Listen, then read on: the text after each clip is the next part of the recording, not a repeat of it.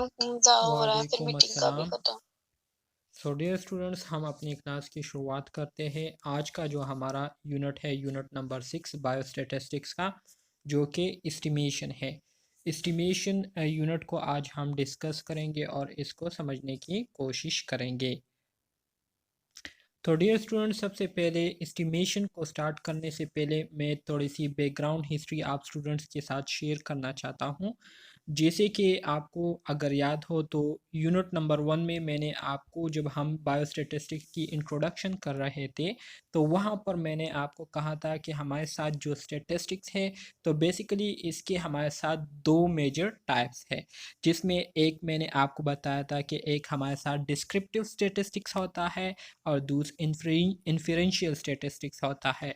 Descriptive statistics के हवाले से मैंने आपको कहा था कि डिस्क्रिप्टिव स्टैटिस्टिक्स ये हमारे साथ वो स्टैटिस्टिक्स है, स्टैटिस्टिक्स की वो किस्म है जिसमें हम क्या करते हैं, जिसमें हम चीज़ों को डिस्क्राइब करते हैं। ठीक है, चीज़ों को क्या करते हैं, डिस्क्राइब करते हैं।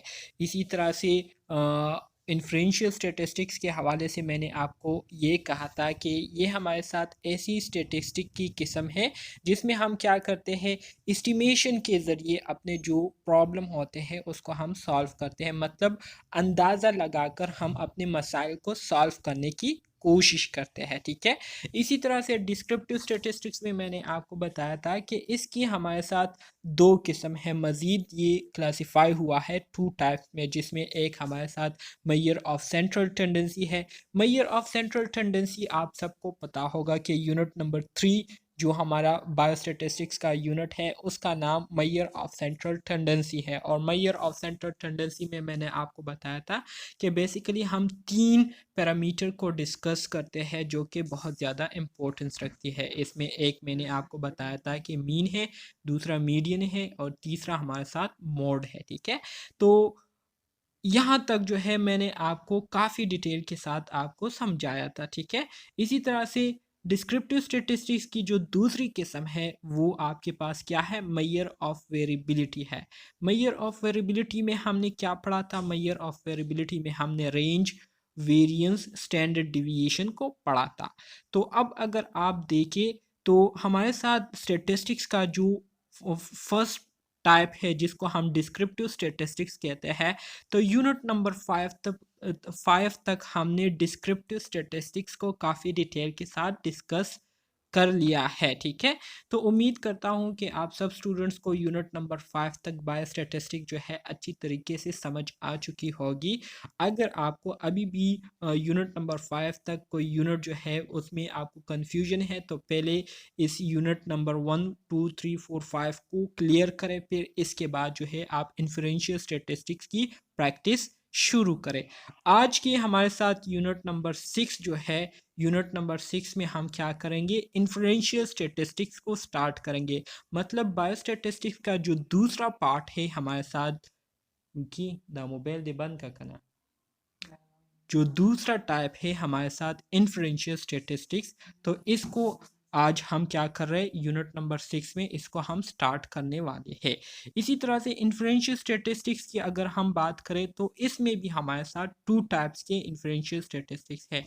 एक को हम क्या कहते हैं, एक को हम हाइपोथेसिस टेस्टिंग कहते हैं। ठीक है, हाइपोथेसिस टेस्टिंग, और दूसरे को हम एस्टिमेशन कहते हैं। एस्टिमेशन आज हमारा यूनिट नंबर 6 है। एस्टिमेशन, आज हम एस्टिमेशन को डिस्कस करेंगे। एस्टिमेशन में हम पॉइंट एस्टिमेशन पर भी बात करेंगे और इंटरवल एस्टिमेशन को भी डिटेल के साथ डिस्कस करेंगे। इसके अलावा जो हाइपोथेसिस टेस्टिंग है, तो ये आपका आने वाला यूनिट नंबर 7 है जिसमें हम हाइपोथेसिस टेस्टिंग के हवाले से बात करेंगे और हाइपोथेसिस टेस्टिंग को हम क्या करेंगे, डिस्कस करेंगे, इसको समझने की कोशिश करेंगे। सो आज जो हमारा बेसिक यूनिट है वो क्या है, एस्टिमेशन है। एस्टिमेशन को स्टार्ट करने से पहले मैं आप स्टूडेंट्स को जनरल ओवरव्यू जो है इसके बारे में देना चाहता हूँ, और वो ये है कि एस्टिमेशन किसे कहते हैं। एस्टिमेशन से मुराद अंदाज़ा लगाना, अंदाज़ा लगाना। इन्फरेंशियल स्टैटिस्टिक्स या एस्टिमेशन दोनों का एक ही मतलब है, अंदाज़ा लगाना। ठीक है, अंदाज़ा हम कब लगाते हैं, अंदाज़ा जो है हम उस वक्त लगाते हैं जब हमें किसी चीज़ के बारे में हकीकत में पता नहीं होता कि हमारे पास जो चीज़ है वो असल में क्या है। तो उसकी जो असलियत होती है उसके बारे में हमें पता नहीं होता, तो इस वजह से हम क्या करते हैं, उसके बारे में अंदाज़े लगाते हैं, ठीक है? और अंदाज़ों के ज़रिए हम उस बात को सच करने की कोशिश करते हैं। तो इसको हम क्या कहते हैं? इसको हम एस्टिमेशन कहते हैं, ठीक है? सो मिसाल के तौर पर मैं अगर आपको कहूँ कि आपके फर्स्ट सेमेस्टर में कितनी जीपीए आएँगी, तो अब आप में से कोई भी स्टूडेंट जो है ये 100% श्योरिटी के साथ नहीं कह सकते कि हमारी जो फर्स्ट सेमेस्टर में जीपीए आएँगी तो वो इतनी आएँगी, बल्कि तमाम स्टूडेंट यही कहेंगे कि इंशाल्लाह मेरी जो जीपीए है वो इतने के करीब आएँगी, 3.5 के करीब आएँगी, 3 से ऊपर आएँगी। लेकिन कोई भी ये दावा नहीं कर सकता कि मेरी जीपीए जो है हूबहू वही आएँगी जो मैं कह रहा हूँ या कह रही हूँ। तो इसको हम क्या कहते हैं? इसको हम एस्टिमेशन कहते हैं, ठीक है? यहाँ पर अगर आप सर, बात डिफिनिश काट रही जी। सॉरी, बात काट रही हूँ।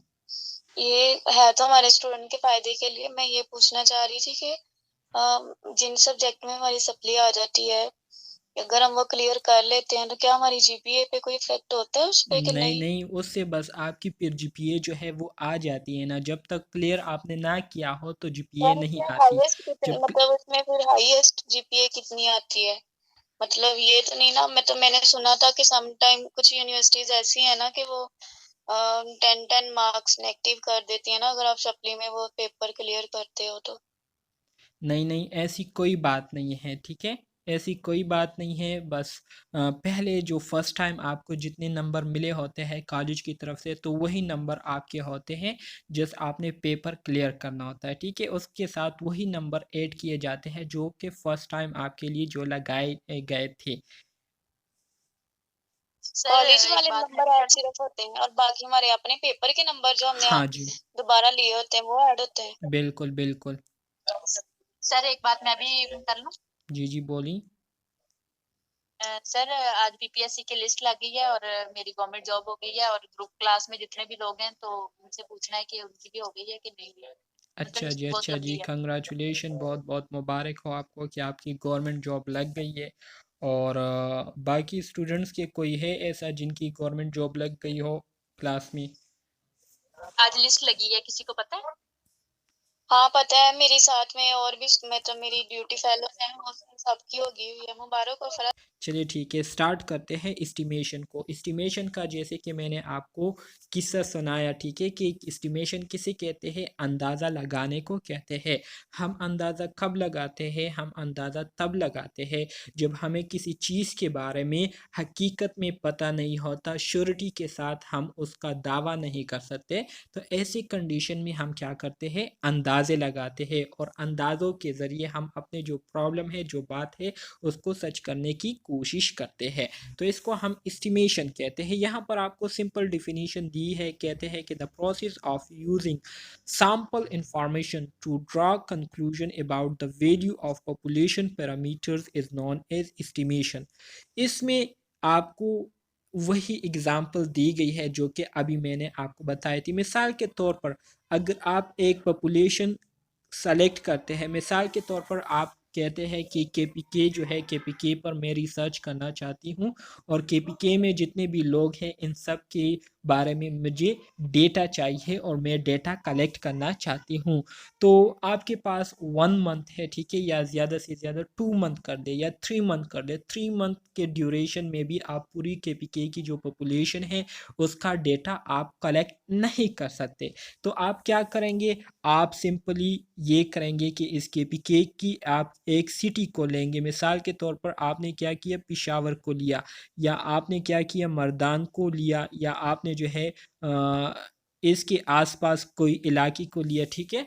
और इस इलाके में जितने भी लोग होते हैं, जितनी भी आबादी होती है, तो उन पर आप स्टडी करना शुरू कर देते हैं, उनसे आप डेटा कलेक्ट करना शुरू कर देते हैं, ठीक है? और उसी डेटा से आप क्या करते हैं, उसी डेटा को कलेक्ट करने के बाद, उसको एनालाइज करने के बाद फिर आप क्या करते हैं, आप अंदाज़ा लगाते हैं कि अगर हमारे पास पॉपुलेशन के सैंपल में इतना डेटा आता है तो पूरी पॉपुलेशन में हमारे पास कितनी डेटा होगी। तो इस तरह से आपके लिए क्या हो जाता है, आसानी हो जाती है कि आप एक पॉपुलेशन के सैंपल बनाए, ठीक है, उसको छोटे छोटे हिस्सों में तकसीम करें, उससे आप डेटा कलेक्ट कर ले और फिर उसका आप एवरेज निकालें। तो इस तरह से आपको पॉपुलेशन का जो डेटा है वो आसानी से मुहैया हो जाएगा और आपको किसी किस्म की दुश्वारी नहीं होगी। तो एस्टिमेशन का मतलब ये है कि ये एक ऐसा प्रोसेस होता है जिसमें हम सैंपल इंफॉर्मेशन के ज़रिए क्या करते हैं, सैंपल के ज़रिए हमने जो इंफॉर्मेशन कलेक्ट की होती है, तो उस इंफॉर्मेशन के बेस पर हम क्या करते हैं, पॉपुलेशन के जितने भी हमारे साथ पैरामीटर होते हैं, पॉपुलेशन के जितने भी करैक्टरिस्टिक्स होते हैं, तो उसको हम क्या करते हैं, उसकी वैल्यू हम निकालते हैं। तो इस अमल को हम क्या कहते हैं, इस अमल को हम एस्टिमेशन कहते हैं, ठीक है। इसके बाद हमारे साथ दूसरा टर्म आता है पॉइंट एस्टिमेशन। पॉइंट एस्टिमेशन से क्या मुराद है, पॉइंट एस्टिमेशन से मुराद ये है कि मिसाल के तौर पर आप क्या करते हैं, आप यहाँ पर एक स्टैंडर्ड नॉर्मल कर्व बनाते हैं। सो ये तो आपके पास मीन हो गया, ठीक है, सैंपल मीन हो गया जिसको हम स्मॉल एक्स बार से रिप्रेजेंट करते हैं। इसी तरह से मिसाल के तौर पर ये आपके पास एक पॉइंट हो गए, ये दूसरा पॉइंट, ये तीसरा और ये। तो यहाँ पर आपको जितने भी ये पॉइंट दिखाई दे रहे हैं, इसको हम, इस सिंगल पॉइंट को क्या कहते हैं, इस सिंगल पॉइंट्स को हम पॉइंट एस्टिमेशन कहते हैं, ठीक है। So the point estimate, what is point estimate? Point estimate is a specific numerical value estimate of a parameter, ठीक है। पैरामीटर से क्या मुराद है, पैरामीटर जैसे कि मैंने आपको कहा कि जब हम पॉपुलेशन को स्टडी करते हैं तो पॉपुलेशन के जो करेक्टरिस्टिक्स होते हैं उसको रिप्रेजेंट करने के लिए जो टर्म हम यूज़ करते हैं उसको हम क्या कहते हैं, पैरामीटर कहते हैं। इसी तरह से सैंपल के जो करेक्टरिस्टिक्स है उसको रिप्रेजेंट करने के लिए हम जो टर्म यूज़ करते हैं उसको हम क्या कहते हैं, स्टेटिस्टिक्स कहते हैं। तो ये इम्पोर्टेंट पॉइंट है, एमसीक्यूज़ के हवाले से आपको याद होना चाहिए, जो कि मैंने यूनिट नंबर 5 में ऑलरेडी आपको बताया था। सो पॉइंट एस्टिमेट से क्या मुराद है, पॉइंट एस्टिमेट से मुराद ये है कि ये हमारे पास वो स्पेसिफिक वैल्यूज़ होते हैं, ठीक है, numerical value estimate of a parameter, जो कि हमें पॉपुलेशन के जो करेक्टरिस्टिक्स है उसके हवाले से हमें क्या करती है, अंदाज़तन हमें इंफॉर्मेशन देती है। तो इसको हम पॉइंट एस्टिमेट कहते हैं। The best point estimate of the population mean is the sample mean. इसी तरह से पॉपुलेशन के जो मीन है उसको आइडेंटिफाई करने के लिए हमारे साथ जो बेस्ट मेथड है वो ये है कि हम सैंपल डेटा जो है वो कलेक्ट करें और उस सैंपल डेटा का जो मीन है उसको हम क्या करें, उसको हम कैलकुलेट करें। तो सैंपल मीन से हमारे पास जो डेटा आएगा उसके ज़रिए हम पॉपुलेशन मीन को आसानी से क्या कर सकेंगे, कैलकुलेट कर सकेंगे, मेजर कर सकेंगे, ठीक है। समझ आ गई इसकी?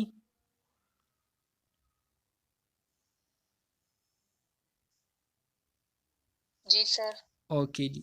यहाँ पर मज़ीद क्या कहते हैं, यहाँ पर मज़ीद कहते हैं but how good is a point estimate for population mean. कहते हैं कि पॉपुलेशन मीन के लिए पॉइंट एस्टिमेट कैसे जो है हमारे साथ बेहतर हो सकता है, या कैसे जो है हम सैंपल मीन के ज़रिए पॉपुलेशन मीन को कैलकुलेट कर सकते हैं।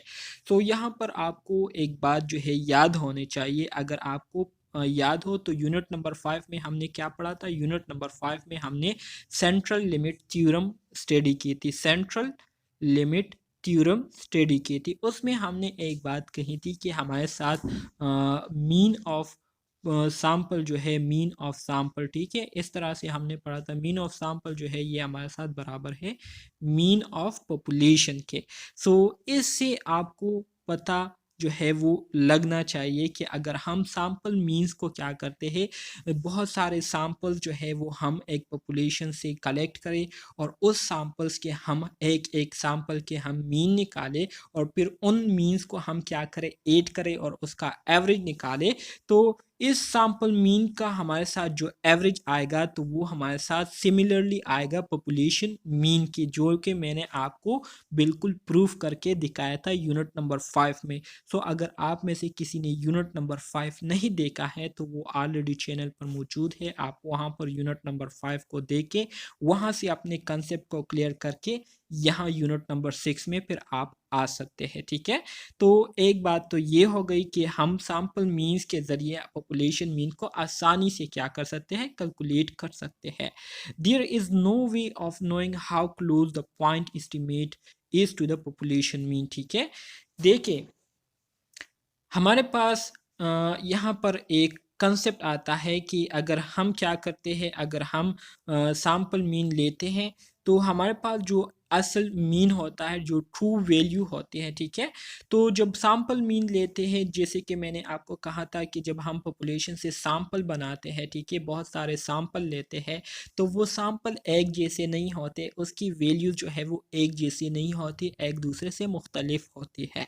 लेकिन जब हम उन सारे मीन्स को क्या करते हैं, एड अप करते हैं, उसकी हम एवरेज निकालते हैं, तो उसका जो एवरेज वैल्यू हमारे पास आती है उस सैंपल्स के, ठीक है, तो वो हमारे पास सेम आती है पॉपुलेशन मीन के। तो यहाँ पर आप देख सकते हैं कि हमारे पास अगर ट्रू मीन, मिसाल के तौर पर ये हमारे पास ट्रू मीन है, तो जो सैंपल मीन है या हमारे पास जो दूसरे एस्टिमेटेड वैल्यू है, तो ये कभी जो है इसके बिल्कुल मीन के करीब होंगी, कभी मीन से ज़्यादा होंगी, कभी मीन से बहुत सारा ज़्यादा कम होंगी, कभी बहुत ज़्यादा ये मीन से जो है वो क्या होंगे, वैल्यू में हाई होंगे।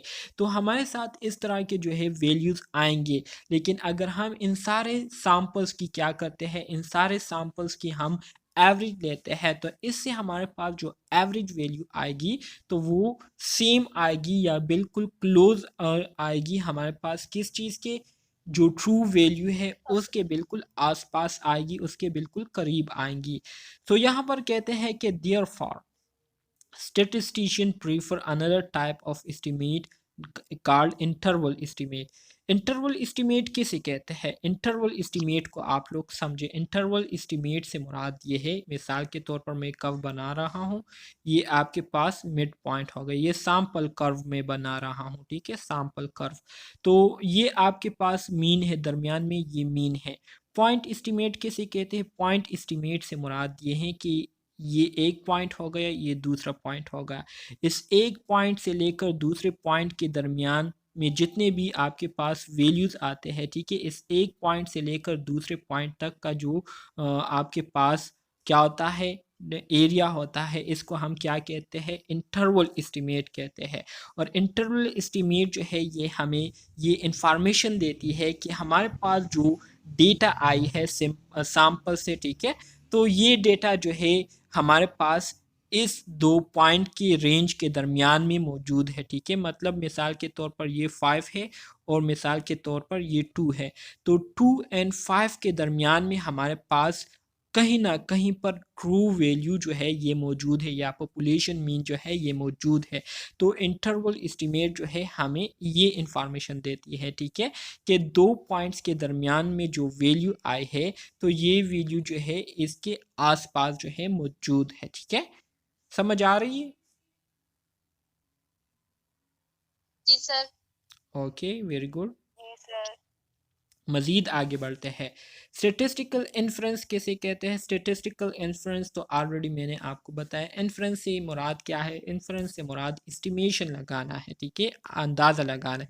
The process of making guesses about the truth from a samples, samples के ज़रिए जब हम जो हकीकत है उसको मालूम करने के लिए अंदाज़े लगाते हैं, तो इस अमल को हम क्या कहते हैं, इस अमल को हम स्टेटिस्टिकल इन्फ्रेंस कहते हैं, ठीक है। इस डिफिनीशन को याद करें, the process of making guesses about the truth from a samples, samples के ज़रिए जब हम जो हकीकत है, जो सच है, उसके बारे में अंदाज़े बनाते हैं, उसके बारे में अंदाज़े लगाते हैं, तो इस अमल को हम क्या कहते हैं, इस अमल को हम स्टेटिस्टिकल इन्फ्रेंस कहते हैं, ठीक है।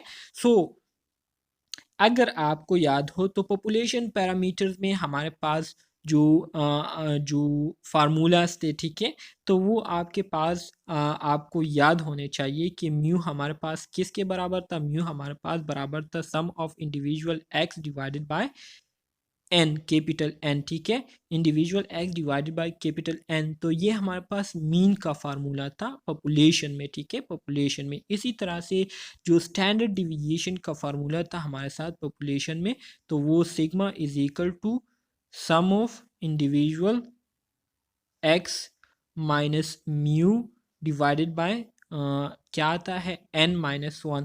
तो ये आपके पास स्टैंडर्ड डिविएशन का फार्मूला था पॉपुलेशन पैरामीटर में। इसी तरह से अगर स्टैटिस्टिक्स की बात करें, ठीक है, सैंपल्स की बात करें, मतलब सैंपल्स की करेक्टरिस्टिक्स के बारे में हम जब बात करते हैं तो उसको हम स्टैटिस्टिक्स कहते हैं। पॉपुलेशन के करेक्टरिस्टिक्स के बारे में बात करते हैं तो उसको हम पैरामीटर कहते हैं। ये बात याद होनी चाहिए आप स्टूडेंट्स को, सही है। तो सैंपल स्टैटिस्टिक्स की अगर हम बात करें तो हमारे साथ जो सैंपल की मीन फार्मूला है तो वो आपको याद होना चाहिए, x bar is equal to sum of individual x, ठीक है, डिवाइडेड बाय एन। तो ये आपके पास किस चीज़ का फार्मूला है, ये आपके पास सैंपल का फार्मूला, सैंपल मीन्स का फार्मूला है। इसी तरह से जो सैंपल स्टैंडर्ड डिविएशन है, ठीक है, जिसको हम एस से रिप्रेजेंट करते हैं, तो उसका अगर आप फार्मूला देखें तो वो आपके पास क्या है, वो आपके पास standard deviation divided by under root n है, ठीक है। तो ये आपके पास स्टैंडर्ड डिविएशन ऑफ सैंपल का क्या है, फार्मूला है, जो कि हमने यूनिट नंबर 5 में काफ़ी डिटेल के साथ डिस्कस किया हुआ है। सो ये यहाँ पर जस्ट इंफॉर्मेशन के लिए आपको दिया गया है, ठीक है। अब हम इस यूनिट में हम जो है यूनिट नंबर 3 को भी डिस्कस करेंगे, यूनिट नंबर 5 को भी डिस्कस करेंगे, और इसके साथ साथ कुछ नए टर्म जो है वो क्या करेंगे, वो डिस्कस करेंगे, ठीक है। सो यहाँ पर क्या कहते हैं, यहाँ पर आपको एक एग्जांपल दिया है, कहते हैं कि suppose that the true mean height of male undergraduate student equal to 5 foot 11 inches. कहते हैं कि हमारे पास अंडर ग्रेजुएट स्टूडेंट्स है, ठीक है, और उनकी जो ट्रू मीन हाइट है, ठीक है, जो ट्रू मीन हाइट है, जो असल में उनकी हाइट है, ठीक है, वो क्या है, 5 फुट 11 इंचेस है। But we do not know this mean, लेकिन हमें जो है इस मीन के बारे में असल में पता नहीं है, ठीक है। We want to estimate it, लेकिन हम चाहते हैं कि हम जो अंडर ग्रेजुएट स्टूडेंट हैं इनकी हाइट के बारे में क्या करें, अंदाज़ा लगाएं कि इनकी हाइट जो है वो कितनी हो सकती है। Estimate it by selecting at a random sample of 100 males undergraduate students and measuring their height. So इसके लिए हम क्या करते हैं, हम चाहते हैं कि हम इनकी हाइट को क्या करें, मालूम करें, किसके ज़रिए, एस्टिमेट के ज़रिए, अंदाज़ा लगाकर इनकी हाइट को मालूम करें। सो इसके लिए हम सबसे पहले क्या करेंगे, इसके लिए सबसे पहले हम सैंपल सेलेक्ट करेंगे। सो हम 100 अंडर ग्रेजुएट मेल स्टूडेंट्स का एक सैंपल सेलेक्ट करते हैं और उनका हम क्या करते हैं, हाइट मालूम करते हैं, ठीक है। तो हाइट कैसे मालूम करेंगे, अब इसको आगे डिस्कस करेंगे। प्रोसीजर क्या होगा सैंपल सेलेक्ट करने के लिए, सबसे पहला प्रोसीजर हमारा ये होगा कि select at random a sample of 100 male. सबसे पहले हम एक सैंपल सेलेक्ट करेंगे जिसमें हमारे साथ सैंपल साइज क्या होगी, मतलब उसमें हमारे पास 100 मेल्स होंगे, ठीक है, एक सैंपल में, जो कि अंडर ग्रेजुएट स्टूडेंट्स पर मुश्तमिल होंगे। मैयर देयर हाइट, उनकी हाइट को हम मैयर करेंगे। फिर हम क्या करेंगे, calculate the mean height for the 100 student. जितने भी हमारे साथ स्टूडेंट्स हैं तो उन सारे स्टूडेंट्स की जो मीन हाइट है उसको हम क्या करेंगे, कैलकुलेट करेंगे, मतलब हर एक स्टूडेंट की जो हाइट है उसका मीन निकालेंगे और फिर तमाम स्टूडेंट्स की जो मीन हाइट है उसको हम एड अप करेंगे, और इसी तरह से फिर एड अप करने के बाद उसको हम टोटल सैंपल साइज पर डिवाइड करेंगे और फिर 100 पर मल्टीप्लाई करेंगे। तो इससे हमारे साथ एवरेज हाइट जो है स्टूडेंट्स की आ जाएगी, ठीक है। सो अब इसको हम करके देखेंगे कि किस तरह से हमारे साथ हाइट आता है। अच्छा जी, problem sampling error. Sampling error किसे कहते हैं, सैम्पलिंग एरर पर भी बात करेंगे। यहाँ पर क्या कहते हैं, what if our sample of 100 students happen to have some very tall males or some very short ones, ठीक है। कहते हैं कि मिसाल के तौर पर अगर हम एक सैंपल सेलेक्ट करें, ठीक है, और उस सैंपल में हमने जो 100 स्टूडेंट सेलेक्ट किए हुए हैं, तो अगर ऐसा हो जाए कि हमने जो स्टूडेंट सेलेक्ट किए हो उसमें हमारे साथ कुछ स्टूडेंट जो है वो बहुत ज़्यादा टाल हो या कुछ स्टूडेंट जो है वो बहुत ज़्यादा शॉर्ट हो, तो इससे क्या होगा, इससे ये होगा कि our estimate of the mean height of all male undergraduate student would be a bit taller और shorter than the true mean. तो हमारे पास जो एस्टिमेटेड मीन आएगा इन स्टूडेंट्स का, ठीक है, तो वो फिर क्या होगा, वो जो ट्रू मीन है हमारे साथ उससे या तो क्या होगा, थोड़ा सी कम होगा या थोड़ा से ज़्यादा आएगा, ठीक है।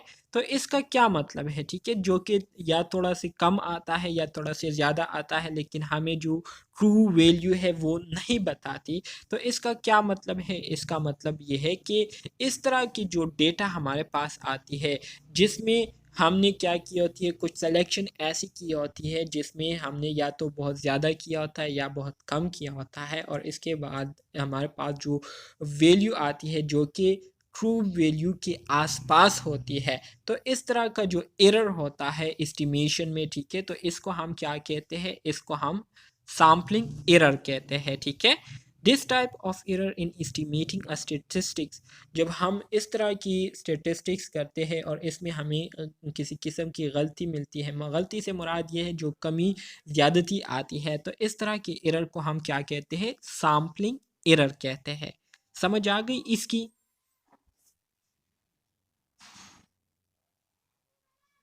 जी सर। समझ आ गई कि नहीं? सर यही है ना कि जो हम एक्चुअल वैल्यू होते हैं उसके नज़दीक होते हैं लेकिन एक्चुअल नहीं होता, तो उसको हम सैंपलिंग एरर कहते हाँ हैं। जी, बिल्कुल, इसको हम सैम्पलिंग एरर कहते हैं। और सैम्पलिंग एरर क्यों आता है? सैम्पलिंग एरर इस वजह से आता है कि जब हम सैम्पलिंग कर रहे होते हैं, रैंडमली लोगों को सेलेक्ट कर रहे होते हैं, तो सिलेक्शन के दौरान हम कुछ ऐसे लोगों को सेलेक्ट कर लेते हैं जिनकी जो हाइट है वो बहुत ज़्यादा लार्ज और टाल होते हैं, बहुत ज़्यादा लंबे होते हैं, या कुछ ऐसे लोग हम सेलेक्ट कर लेते हैं जिनकी हाइट बहुत ज़्यादा शॉर्ट होती है।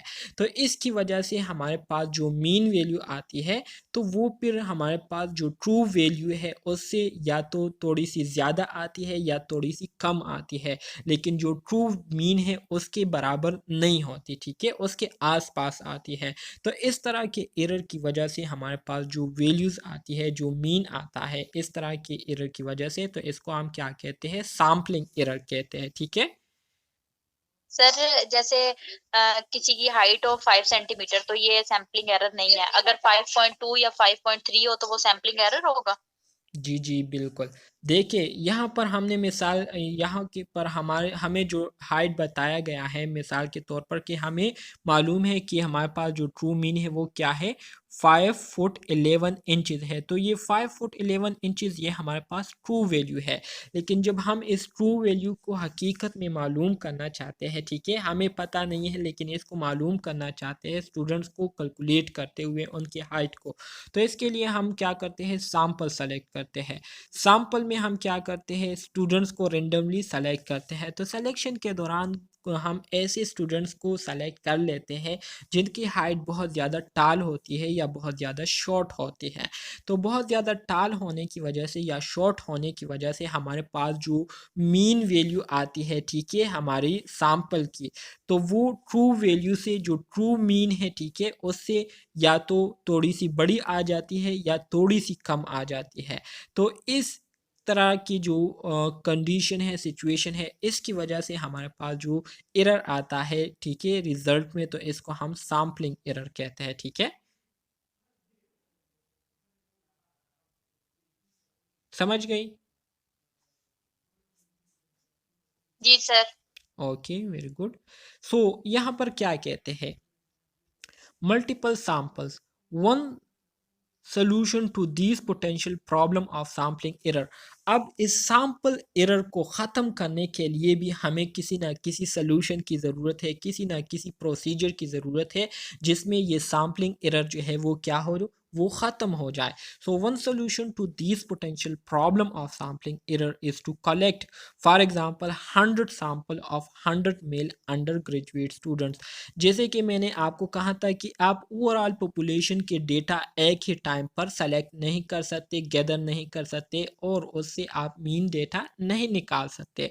तो इसके लिए आप क्या करेंगे, इसके लिए आप जो ओवरऑल पॉपुलेशन है उसके छोटे छोटे सैंपल बनाएंगे, छोटे छोटे क्या करेंगे, सैंपल बनाएंगे और उन सैंपल्स का आप क्या करेंगे, अलग अलग मीन निकालेंगे। ठीक है, अलग अलग मीन निकालने के बाद उस मीन वैल्यूज़ को आप क्या करेंगे, सम अप करेंगे, मतलब ऐड करेंगे और उसको फिर टोटल सैंपल साइज पर या टोटल सैंपल्स नंबर पर क्या करेंगे, डिवाइड करेंगे। ठीक है, तो इससे आपके पास जो एवरेज वैल्यू आएंगी तो वो एवरेज वैल्यू आपके पास पॉपुलेशन मीन के बिल्कुल सेम आएंगी। ठीक है, तो इस तरह से आपके पास जो प्रॉब्लम है, जो मसला है वो क्या हो जाएगा, वो ख़त्म हो जाएगा। तो इस तरह से ये एक हमारे पास मेथड है, सॉल्यूशन है कि अगर हम सैम्पलिंग एरर ख़त्म करना चाहते हैं तो इसके लिए हम क्या करेंगे, इसके लिए हम सबसे पहले 100 सैंपल्स बनाएंगे और हर एक सैंपल में आपके पास 100 मेल्स होंगे अंडर ग्रेजुएट।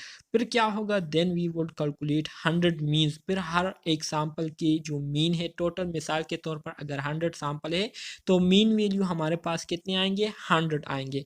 तो उस 100 मीन्स को हम क्या करेंगे, कैलकुलेट करेंगे। ठीक है, to get a better idea of true mean height for all male undergraduate student। तो इससे हमारे पास जो एवरेज मीन आएंगी, ठीक है, तो वो फिर हमारे पास बहुत ज़्यादा करीब होंगे ट्रू वैल्यू के या सिमिलर टू ट्रू वैल्यू के होंगी। तो इस तरह से हमारे पास जो सैंपल एरर है वो क्या हो जाएगा, ख़त्म हो जाएगा। समझ आ गई? जी सर।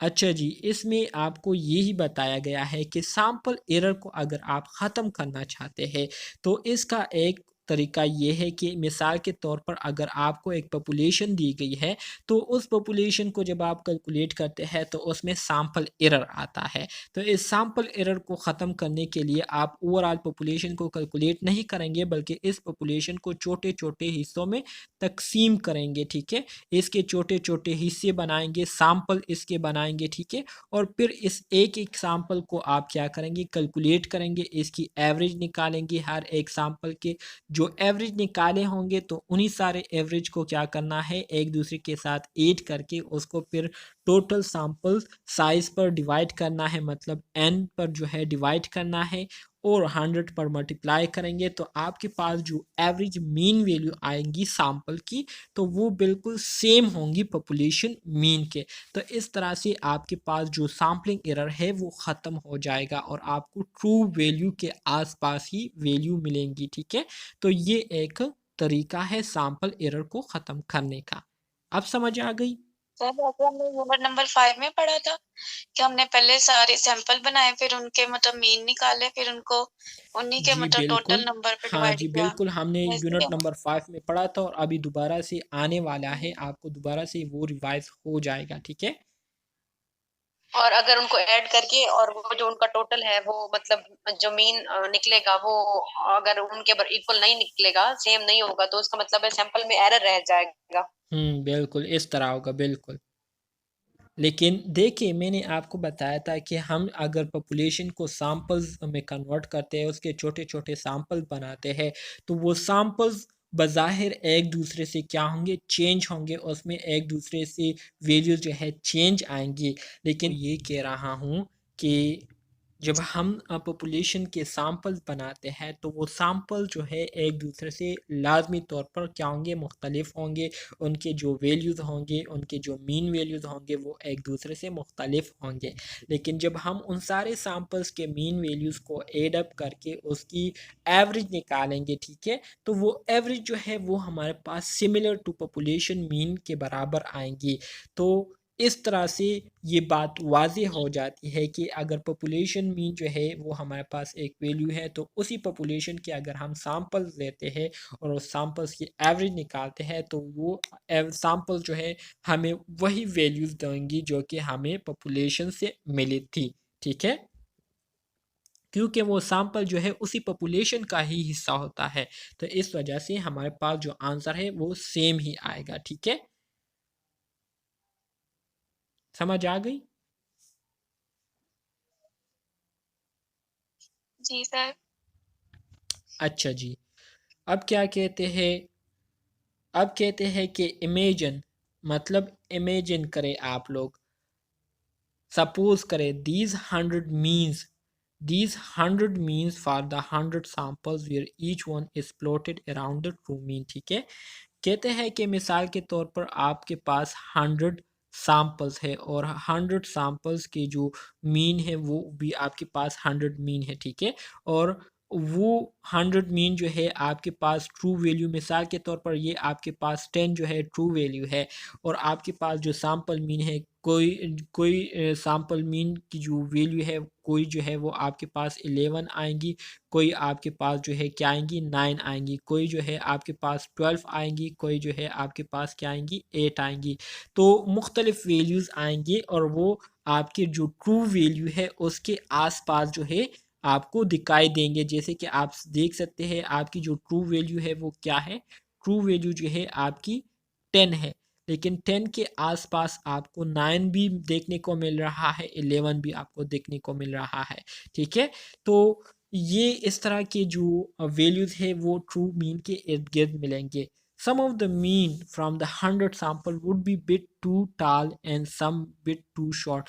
कुछ मीन्स जो है वो ऐसे भी आपको मिलेंगे जो कि आपकी जो ट्रू वैल्यू है उससे क्या होंगे, उससे थोड़े से बड़े होंगे, और कुछ ऐसे भी होंगे जो कि उससे थोड़े से कम होंगे। जैसे कि ये 9 है तो 9.5 भी आ सकता है, 10 है तो 10.5 हो गए, तो 10 से बड़ा हो गया ना, थोड़ा सा बड़ा हो गया। तो इस तरह के सैम्पल मीन जो है देखने को मिलेंगे। So most would be very close to the true mean. So इस तरह से बहुत सारे नंबर्स ऐसे होंगे जो कि ट्रू मीन के बिल्कुल आसपास होंगे, बिल्कुल करीब जो है आपको देखने को मिलेंगे। जैसे कि 10 है तो 10 के करीब जो है वो कौन सी वैल्यू है 9.5, ये 10 के बिल्कुल क्लोज है। इसी तरह से 10.5 या 11 जो है ये 10 के क्या है, बिल्कुल क्लोज है। तो इस तरह के वैल्यूज जो है आपको उसी सैम्पल्स मीन्स से मिलेंगे जो कि आपने पॉपुलेशन से क्या किए थे, पॉपुलेशन से आपने सैम्पल बनाए थे। Some might be far away from it, और कुछ ऐसे वैल्यूज होंगे जो कि मीन से बहुत ज़्यादा क्या होंगे, लार्ज होंगे या बहुत ज़्यादा शॉर्ट होंगे। जैसे कि ये आपके पास मीन है तो कुछ यहाँ पर होंगे, कुछ यहाँ पर होंगे, कुछ बहुत ज़्यादा लार्ज होंगे, कुछ बहुत ज़्यादा शॉर्ट होंगे। तो यहाँ पर ये लोग क्या कहना चाहते हैं इसको आप समझे। ये लोग ट्रू ये मीन की जो वैल्यू होती होगी, जी, ट्रू मीन की जो वैल्यू जो आप 10 कह रहे हैं वो दी होगी। ये ट्रू वैल्यू जो है आपको दी होगी या नहीं दी होगी। हाँ बिल्कुल हो सकता है दी होगी, लेकिन असल में जो चीज़ है आप लोगों ने इस्टीमेशन के ज़रिए क्या करना है, उसको मालूम करना है कि ट्रू वैल्यू जो है आपके पास क्या है, इस रेंज के अंदर अंदर हो सकती है। मतलब जो इंटरवल इस्टीमेट है, इंटरवल इस्टीमेट के अंदर आपके पास ट्रू वैल्यू जो है कहीं ना कहीं पर मौजूद है। ठीक है, तो उसको मालूम सर करेंगे। इसमें एमसीक्यूज कैसे आएंगे?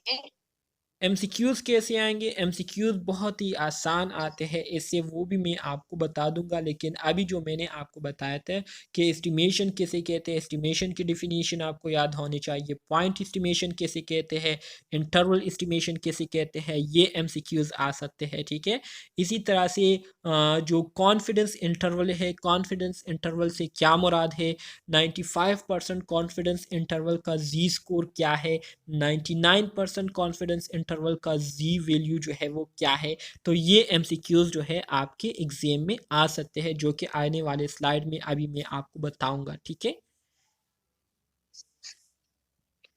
अच्छा जी, फिर क्या कहते हैं, that is we would have a normal distribution of estimate mean skirted around the true mean. ठीक है, so imagine a baby bell shaped curve of estimate that 100 mean from the 100 sample located inside the large bell-shaped curve of observation the height of all male undergraduate students। मतलब ये है कि आपके पास क्या है, आपके पास एक नॉर्मल डिस्ट्रीब्यूशन कर्व है, ठीक है, ये एक नॉर्मल डिस्ट्रीब्यूशन कर्व में बना रहा हूँ। ये आपके पास पॉपुलेशन का नॉर्मल डिस्ट्रीब्यूशन कर्व है, लेकिन मैं पॉपुलेशन से मैंने सैंपल लिए हैं तो उस सैंपल्स का नॉर्मल डिस्ट्रीब्यूशन कर्व में कैसे बनाऊंगा। अब यहाँ पर देखिए, यहाँ पर मैं उस सैंपल का नॉर्मल डिस्ट्रीब्यूशन कर्व बना रहा हूँ, ठीक है, क्योंकि पॉपुलेशन से लिए तो ये सैंपल का नॉर्मल डिस्ट्रीब्यूशन कर्व है, ठीक है। तो यहाँ पर आपको कह रहे हैं कि हमारे साथ जिस तरह से पॉपुलेशन का नॉर्मल डिस्ट्रीब्यूशन कर्व होता है, इसी तरह से सैंपल का भी हमारे साथ नॉर्मल डिस्ट्रीब्यूशन कर्व होता है और उसका अपना एक मीन होता है जिसको हम एक्स बार से रिप्रेजेंट करते हैं, ठीक है। समझ आ रही है आपको?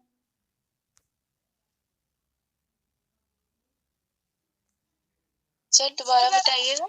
अच्छा जी, मुश्किल है मुश्किल नहीं है, आप थोड़ी सी कंसंट्रेशन के साथ सुने, मैं आपको क्या कह रहा हूँ, आसान अल्फाज में आपको कह रहा हूँ, बस जैसे मैं कह रहा हूँ उसी तरह से आप लोग सुनते रहे और याद करते रहे।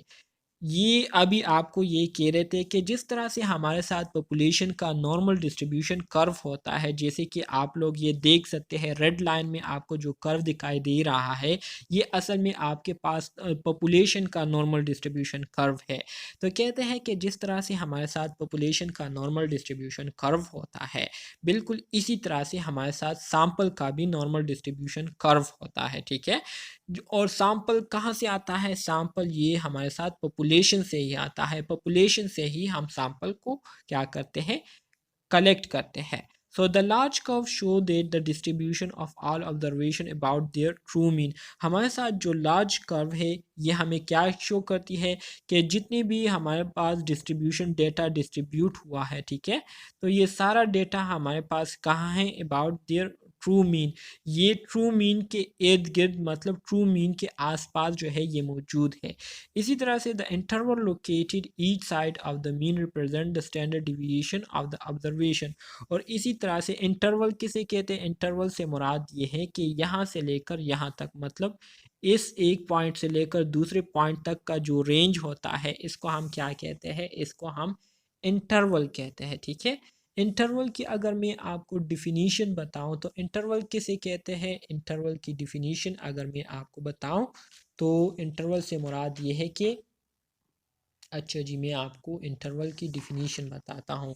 इंटरवल की डिफिनीशन ये है कि इस एक पॉइंट से लेकर हमारे पास, इस एक पॉइंट से लेकर दूसरे पॉइंट तक का जो हमारे पास रेंज होता है, ठीक है, इस रेंज को हम क्या कहते हैं? इस रेंज को हम इंटरवल कहते हैं।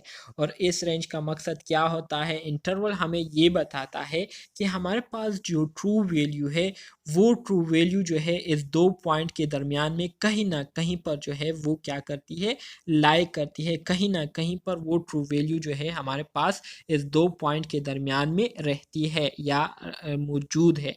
तो इसको हम इसलिए पॉइंट इंटरवल कहते हैं या इंटर एस्टिमेट इंटरवल कहते हैं, ठीक है। तो ये हमें रेंज बताती है कि जो ट्रू वैल्यू है तो वो ट्रू वैल्यू जो है इस रेंज के अंदर जो है वो मौजूद है, ठीक है। मज़ीद आगे देखते हैं। The small curve shows the distribution of the 100 estimate. जो स्मॉल कर्व है ना, ये छोटा वाला ग्रीन लाइन में, ये असल में हमें सैम्पल्स का जो डिस्ट्रीब्यूशन है उसके बारे में हमें बताती है, ठीक है, of the true mean. This curve represent the standard error of the sample, ठीक है। ये कर्व जो है ये हमें क्या करती है? ये हमें standard error of the sample बताती है। स्टैंडर्ड एरर से क्या मुराद है? स्टैंडर्ड एरर से मुराद ये है कि सैंपल की जो स्टैंडर्ड डिविएशन है वो हमें बताती है, ठीक है। स्टैंडर्ड एरर का मैंने आपको बताया था कि सैंपल के लिए जो स्टैंडर्ड डिस्ट्रीब्यूशन है उसका जो दूसरा टर्म यूज़ होता है उसको हम स्टैंडर्ड एरर भी कह सकते हैं। ये देखिए सेंट्रल थ्योरम वापस आ गया है। यूनिट नंबर 5 का जो टॉपिक है central limit theorem. Central limit theorem में हमने ये बात की थी कि हमारे साथ जो सैंपल पॉपुलेशन मीन होती है वो बराबर होती है किसके? पॉपुलेशन सैंपल मीन जो है वो बराबर होती है पॉपुलेशन मीन की। दूसरी बात हमने ये की थी कि सैंपल की जो स्टैंडर्ड डिवीएशन है जिसको हम सिग्मा एक्स बार कहते हैं, सिग्मा एक्स बार से मुराद ये है कि standard deviation of the sample ये हमारे पास तब बराबर होगी जब हमारे पास standard deviation of the population divided by under root n, मतलब सैंपल साइज मतलब standard deviation of the population divided by under root sample size हो, तो तब हमारे पास क्या होगी, तब हमारे पास स्टैंडर्ड डिवीएशन ऑफ सैंपल जो है ये इक्वल होगी। ठीक है, इसी तरह से हमारे पास जो पॉपुलेशन में जिस तरह से नॉर्मल कर्व बनता है बेल शेप, बिल्कुल उसी तरह से हमारे पास क्या होता है सैंपल में भी बनता है, लेकिन सैंपल में हमारे साथ जितना जो सैंपल साइज है वो लार्ज होगा उतनी हमारे साथ बेहतर तरीके से और बेल शेप की तरह ही क्या बनेगी, कर्व बनेगी। तो ये तीनों बातें ऑलरेडी मैंने यूनिट नंबर 5 में आपको बताए थे काफ़ी डिटेल के साथ। यहाँ पर स्टैंडर्ड एरर की बात हो रही है, तो स्टैंडर्ड एरर को अब हम क्या करेंगे, अब हम स्टैंडर्ड एरर को डिस्कस करेंगे। ठीक है, स्टैंडर्ड एरर में क्या कहते हैं सर जी। ये काइंडली थोड़ा सा जो पीछे वाला आपने फार्मूला बताया स्टैंडर्ड डेविएशन का ये रिपीट कीजिएगा। अच्छा जी, देखिए इसमें जो सेंट्रल लिमिट थ्योरम है यूनिट नंबर 5 में ऑलरेडी इसको हमने डिस्कस किया है। सेंट्रल लिमिट थ्योरम में आपको ये बात बताई गई है, इसमें तीन बुनियादी बातें जो है आपको बताई गई है। ठीक है, सबसे पहले ये डिफिनीशन दे कि if all possible random sample each of size n are taken any population with the mean m and standard deviation sigma, the sampling distribution of the sample mean will have mean equal to population mean. कहते हैं कि हमारे साथ जो sample mean होता है, ठीक है, सैंपल मीन जो है ये बराबर है हमारे साथ पॉपुलेशन मीन के। ठीक है, इसी तरह से जो स्टैंडर्ड डिविएशन ऑफ सैंपल है ये तब हमारे साथ बराबर होंगी पॉपुलेशन स्टैंडर्ड डिविएशन के, जब स्टैंडर्ड डिविएशन ऑफ सैंपल ये इज इक्वल होगा standard deviation of population divided by under root sample size. ठीक है, इसके बराबर होंगी तो तब हमारे पास स्टैंडर्ड डिविएशन ऑफ सैंपल जो है ये इक्वल होंगी। इसी तरह से तीसरी बात ये बताई गई थी कि जिस तरह से पॉपुलेशन का हमारे साथ जो नॉर्मल डिस्ट्रीब्यूशन कर्व बनता है बेल शेप में, बिल्कुल इसी तरह से हमारे साथ सैंपल का भी बनता है। और इसी तरह से अगर सैंपल साइज जितनी हमारे पास ज़्यादा होंगी उतना ही हमारे साथ जो बेल शेप है वो ज़्यादा अच्छा बनेगा। ठीक है, ज़्यादा अच्छा बेल शेप हमारे साथ बनेगा। अगर सैंपल साइज जो है ये हमारे साथ स्मॉल है तो बेल शेप जो है वो फिर अच्छा नहीं बनेगा, वो फिर डिस्ट्रीब्यूट अच्छा नहीं होगा।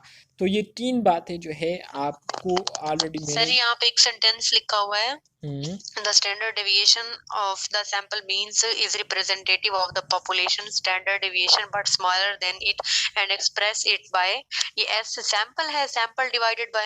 हाँ जी बिल्कुल, ये एस सैंपल है, बिल्कुल सैंपल है मतलब ठीक है सैंपल का स्टैंडर्ड डिविएशन है, एस मतलब स्टैंडर्ड डिविएशन ऑफ सैंपल।